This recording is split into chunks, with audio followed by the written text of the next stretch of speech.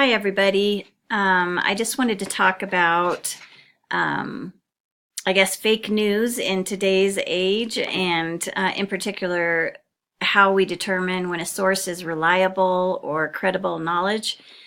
And I'm a teacher, and to junior high and high school students at the school where I work, we talk a lot about epistemology, and which is basically just the study of how we know what we know.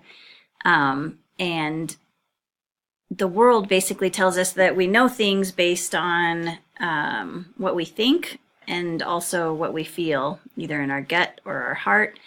And of course, Christians can agree with that, but they also add that we understand and know things through revealed truth, through scripture, through prayer, through the Holy Spirit revealing himself to us. And social media needs to be weighed in regards to revealed truth, and does it resonate with what God says is real and what's true. And so I think that's first and foremost.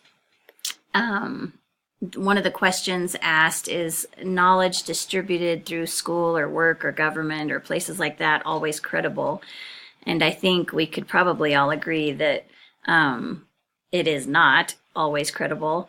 Everything, again, needs to be considered in light of what God says is true. And I guess what's frustrating in today's age is how quick people are in general, whether you're Christian or non-Christian, liberal, conservative, Democrat, Republican, whatever label you have, how quick we tend to just agree with what agrees with us and disregard everything else. And it just becomes a big propaganda mill.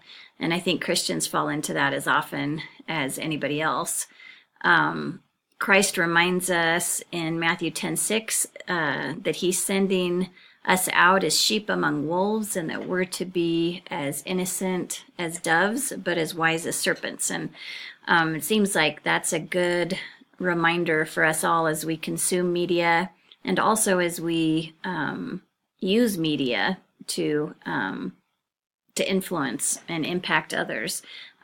Which I think it's a great tool to do that. It can help us fulfill the Great Commission, and but I just think we have to always be very careful in the way we interact with others, that we are loving God and loving others well in the process.